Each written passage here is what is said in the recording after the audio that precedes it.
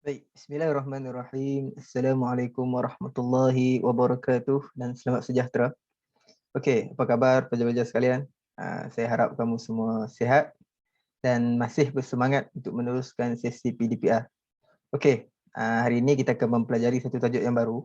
Tapi sebelum tu, saya nak kamu tengok gambar yang ada pada skrin ni. Apa gambar ni? Okey, dia dah tulis tu metal detector. Apa guna metal detector ni sebenarnya? Okey, kalau kamu perasan, kalau kita pergi kat kawasan laut ke pantai, pagi-pagi tu akan ada orang yang akan jalan di pesisiran pantai tu menggunakan metal detector ni. Untuk apa? Metal detector ni tujuan dia untuk mengesan logam. Tak kisahlah emas ke, silver ke yang ada di pesisiran pantai tu yang ditinggalkan ataupun yang pengunjung ni tercicir. Jadi mereka ni akan buat job lah. Jadi ni tujuan metal detector ni adalah untuk mengesan logam di kawasan yang dilaluinya. Jadi benda ni bertepatan, berkait rapat dengan tajuk yang kita akan pelajari pada hari ini. Tajuknya apa? Mengesan juga. Tapi mengesan kerosakan penyaman udara jenis unit pisah. Okey, sebelum-sebelum ni kamu dah belajar cara pemasangan unit pisah indoor dan juga outdoor. Lepas tu kamu dah belajar menservis, kita belajar normal service, kita belajar chemical service dan macam-macam lagi lah.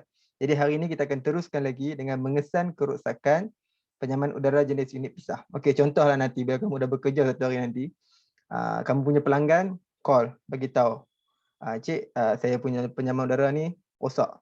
Jadi boleh tak cik datang untuk cek? Macam mana kamu nak mengesan kerosakan tu? Hari ni kita akan belajar. Okey. Okey, yang pertama, bila kamu tengok kerosakan pemampat tidak berfungsi, pemampat tidak beroperasi, apakah tanda-tanda kerosakan yang kamu boleh lihat? Yang pertama adalah belitan motor pemampat tu terbakar. Kamu tengok balik ada macam spark, ada macam hangit tu, maksudnya belitan motor tu terbakar. Yang kedua adalah pelindung bebal lampau rosak. Kalau kamu tak tahu pelindung bebal lampau ni, tu ada gambar saya letak kat bawah tu, pelindung bebal lampau. Apa guna pelindung bebal lampau ni? Pelindung bebal lampau ni dia guna dia untuk menyelamatkan arus tu sekiranya ada arus yang berlebihan. Jadi dia akan, bila ada arus yang berlebihan lalu, dia akan potong.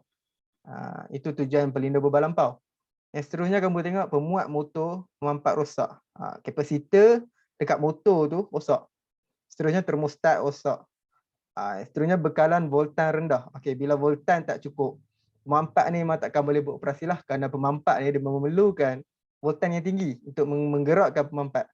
Dan yang terakhir adalah pendawaian longgar atau tertanggal. Okey, ini perkara yang paling penting. Bila kamu tengok sesuatu komponen elektrik, kan kamu dah belajar sebelum ni komponen elektrik, komponen mekanikal. Kalau komponen elektrik itu tak berfungsi, benda paling penting kamu kena tengok adalah pendawaian. Sama ada pendawaian dia tu longgar ataupun tertanggal. Benda ni memang akan jadi. Jadi itu kamu boleh detect tanda-tanda kerosakan sekiranya pemampat tu tidak beroperasi. Boleh faham no? Okay, kita yang kedua. Pemampat hidup henti. Maksudnya pemampat ni, kompresor ni, dia hidup, dia berhenti. Dia hidup, dia berhenti.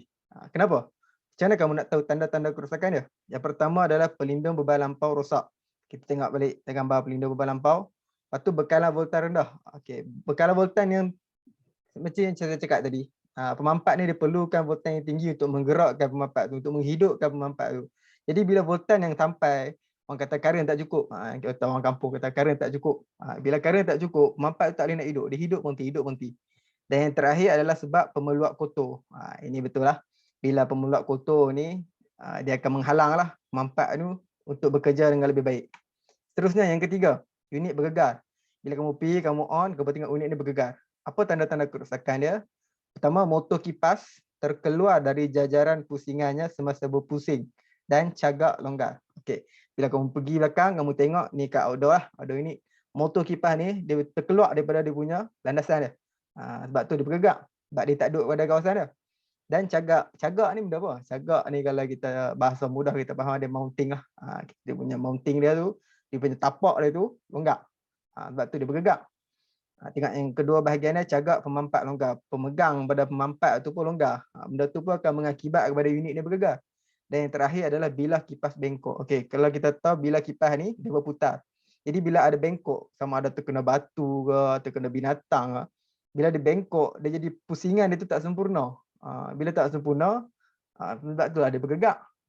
Itulah tanda-tanda kerosakan. Kiranya kamu melihat unit penyaman udara jenis pisah ni bergerak. Tak kisahlah sama ada komponen indoor ke, komponen outdoor ke, sama je. Okey, tapi yang keempat, unit kurang dingin. Okey, selalu orang bagi tahu, saya punya aircon ni tak sejuk. Kenapa saya punya aircon ni tak open nak sejuk ah? Okey. Tanda-tanda kerosakan dia, penuras selalu kotor. Penuras tahu benda apa penuras? Penuras ni kalau kita faham, filter lah. Kita buka indoor tu kita nampak filter. Tu gambar saya letak kat bawah tu penuras. Bila penuras terlalu kotor, udara tu nak masuk tak boleh. Dia dihalang. Jadi kitaran udara tu, penyaman udara tu tak cantik. Bila tak cantik, sebab itulah dia kurang dingin. Yang kedua adalah kipas penyejak tidak berfungsi. Okey, kan kita belajar dekat evaporator tu ada kipas. Bila kipas dia tak fungsi, memang tak sejuk lah. Kira angin masuk saja. Bahan pendingin tu tak terlibat sekali. Jadi memang tak sejuk lah. Angin saja. Yang terakhir adalah gegelung penyejak kotor. Ni kan kita duk cuci blower, kita tembak pakai water jet tu. Gegelung penyejak kotor memang dia akan menyebabkan unit kurang dingin lah. Sebab udara bersih yang masuk tu kurang. Sebab dia dihalang oleh penyejak kita yang kotor. Okey, kita pergi kepada yang kelima. Yang kelima adalah unit tidak berfungsi. Ini paling kita on plug tak hidup. Macam mana kita nak tahu tanda-tanda kerosakan dia? Pertama adalah fuse terbakar. Tengok balik dekat wiring dia, dekat komponen elektronik, kat panel elektronik tu, fuse terbakar. Yang kedua adalah motor pemampat terpintas. Pergi belakang tengok dekat motor dia ada short. Bila ada short, kita check balik lah. Kenapa dia ada short? Itu adalah sebab-sebab dia kerosakan. Yang ketiga adalah berlaku litar pintas. Litar tengok balik dekat wiring depan tu, ada short. Yang terakhir adalah pemuat terpintas. Kapasitor dia tu terpintas. Okey, setiap satu ni kan kamu ada belajar sebelum-sebelum ni macam mana cara nak buat pengujian motor, pengujian pemuat. Kamu guna balik apa yang kamu belajar tu untuk uji balik sama ada benda ni betul rosak ataupun sebaliknya. Okey. Teruskan yang kena kerosakan yang keenam. Tak banyak ni. 8 je. Okey, yang keenam. Kerosakan yang kita akan lihat adalah kipas bising. Apakah tanda-tanda kerosakan bila kita tengok orang kata kipas bising? Yang pertama, bila kita pergi kat belakang, kita tengok bilah kipas tu dia bergeser. Dia bergeser dengan besi ke, bergeser dengan apa ke. Dia akan menyebabkan bunyi bising lah. Dan yang kedua, confirm lah. Sebab bila kipas patah. Bila dia patah, bahagian crack tu akan terkena bahagian lain. Itu akan menyebabkan kipas tu bising. Okey, boleh faham? Okey, kita teruskan dengan yang ketujuh, motor kipas tidak berfungsi. Okey, kita pergi belakang, kita tengok motor kipas tu tak fungsi.